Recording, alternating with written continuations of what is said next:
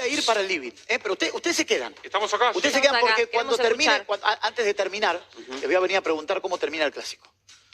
Apa. Vayan pensándolo. Les voy a venir a preguntar cómo Dale. termina el clásico. Yo me levanto, me abrocho el saco y lo voy a... Qué buena voy al escenografía, encuentro de Luis. Luis, bienvenido. Muchas gracias por estar. No hace falta que te pares, gracias. ¿Cómo estás, Luis? Bienvenido. Muchas gracias por estar conmigo aquí. Es un placer. Gracias a ustedes de verdad por la invitación, así que... ¿Sos futbolero acá en la Argentina? No, no mucho, la ¿No? verdad. No, Boca, River. no he elegido todavía. ¿Cuánto hace que estás en la Argentina? Hace 4 años. 4 años. ¿Viniste como un exiliado, digamos? Vine primeramente por una cuestión personal. Tenía un poco que ver con lo político porque mi esposa, Micaela, no podía entrar a Cuba. Nos conocimos en eventos internacionales de la Sociedad Civil Independiente Cubana. Y bueno, la única manera de emprender una vida juntos era fuera. Entonces, un poco por ahí fue... Pero la verdad que dejar la realidad cubana en esa época fue difícil para mí también, ¿no? Porque también tenía un compromiso cívico, además de mi carrera como profesional, ¿no? ¿Tenías miedo? Mira, ese miedo que te detiene, ese miedo visceral, la verdad que no lo sentí. Temor no sé, a equivocarse, temor a los temores que tiene una persona normal, pero cuando uno, por lo menos cuando uno tiene una fe, yo soy católico y creo que la lucha por el bien tiene que ser algo que lo rebase más a uno mismo, y a mí sembrarme como en esa fe me daba como la posibilidad de hacer las cosas sin miedo. ¿Es muy difícil vivir en Cuba cuando la ideología es distinta al régimen? Es difícil porque se te van cerrando los espacios.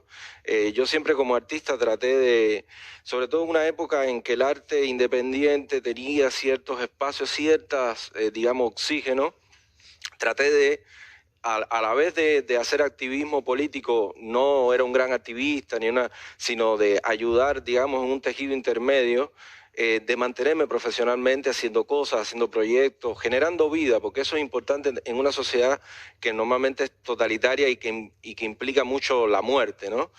Pero es difícil. Llega un punto en que ya tienes muros por todos lados, entonces te van aislando de la propia sociedad, te van aislando de los vínculos con todo lo que es vida. Y ahí se torna realmente difícil. En estos últimos años es tremendamente, todavía mucho más difícil para muchos artistas, amigos míos, incluso que fueron entrando en el terreno, digamos, de la disidencia. Claro. Es tremenda, no los dejan salir de sus casas, o sea, ya literalmente te pasas semanas que no puedes salir de tu casa, como una prisión domiciliaria.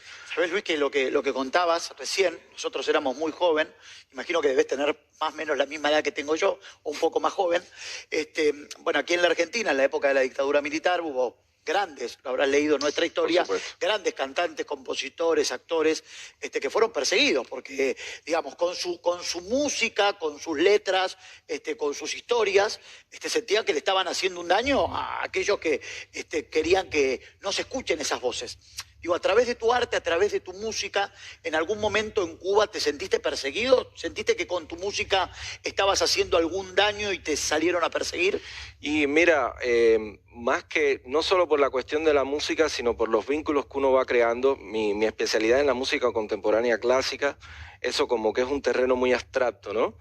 Pero a la vez que uno va dando un testimonio personal que rebasa lo profesional, eso te va creando, por ejemplo, la última exposición, el último concierto que yo hice en Cuba, antes de venir para Argentina, mis alumnos de más de 10 años de trabajo iban a participar y les prohibieron que participaran. Claro. Ahí tú ves cómo, claro. Porque ya me tenían ya localizado como una persona non grata, digamos, sí.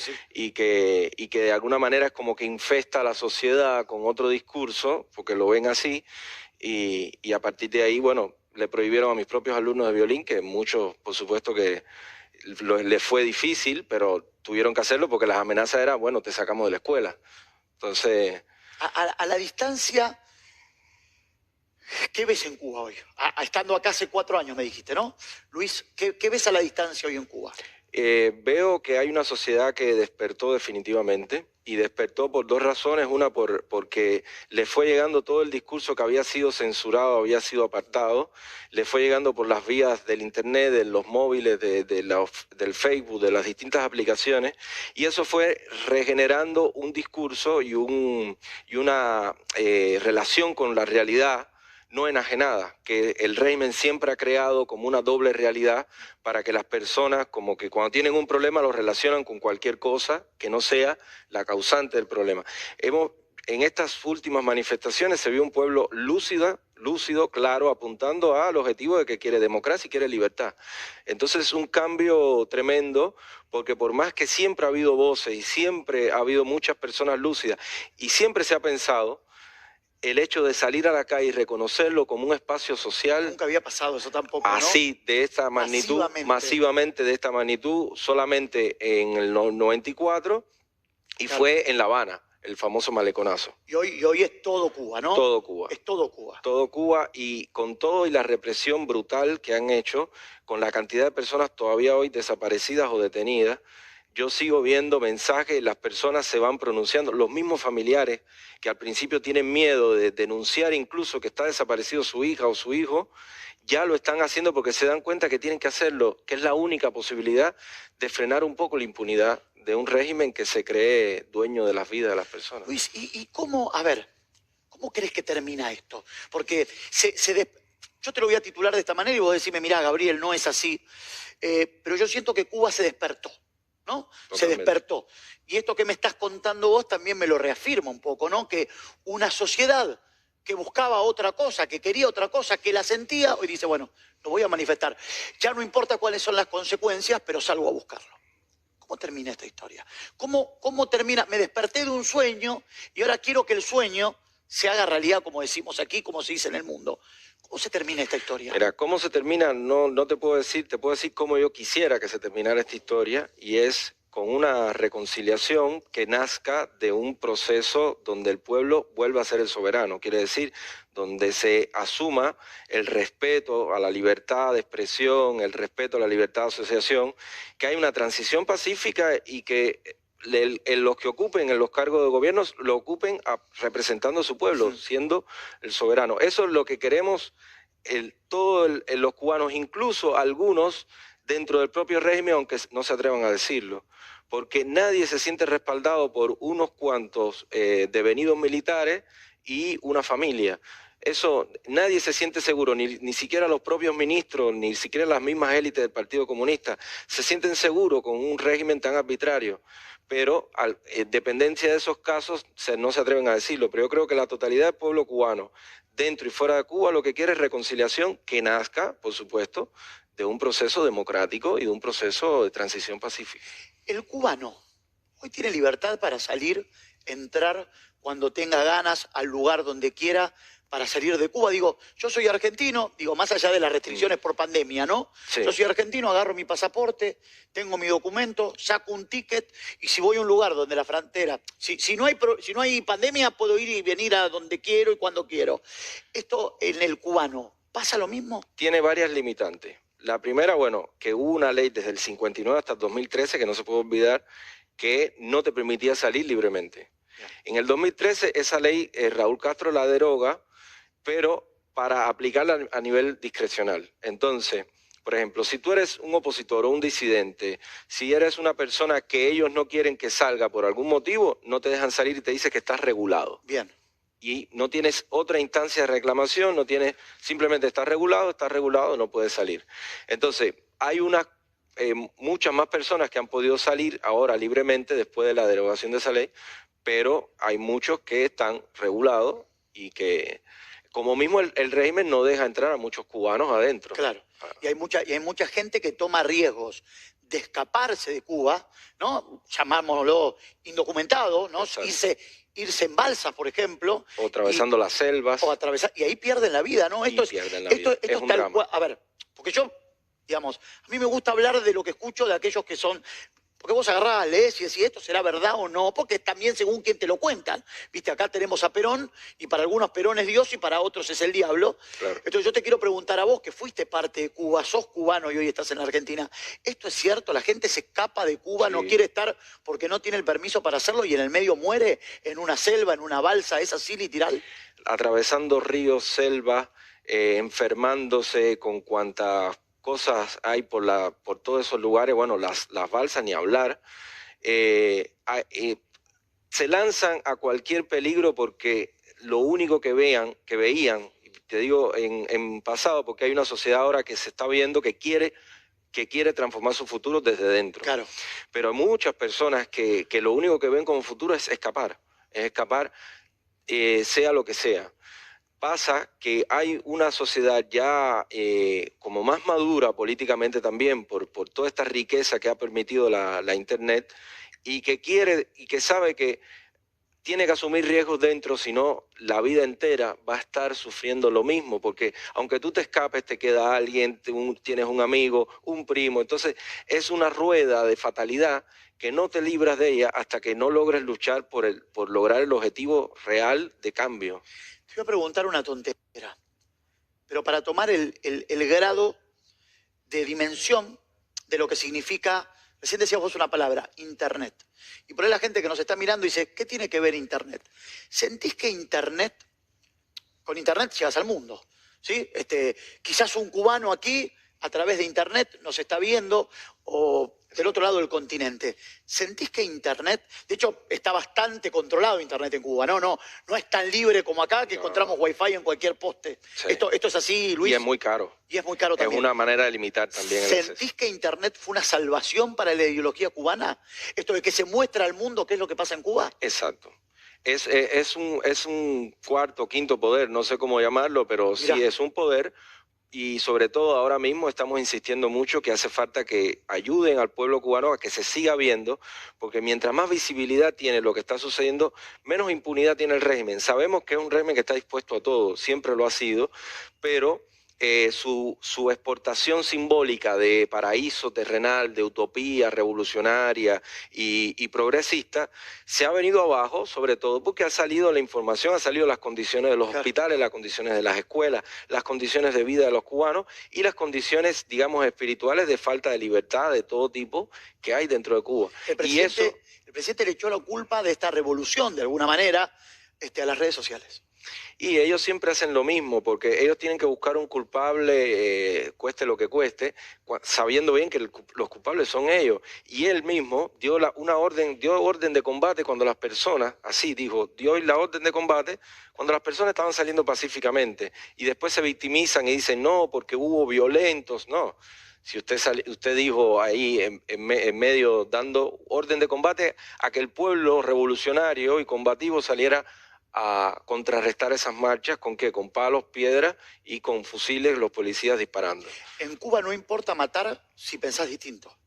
Es que están aparados la Constitución. La Constitución te habilita, supuestamente, en caso de que tengas que matar a alguien por un asunto ideológico, estás respaldado, fíjate qué locura, por la Constitución. O sea, la defensa de la revolución, eso que ellos llaman revolución, te respalda incluso de un delito máximo, o sea, de matar a una persona.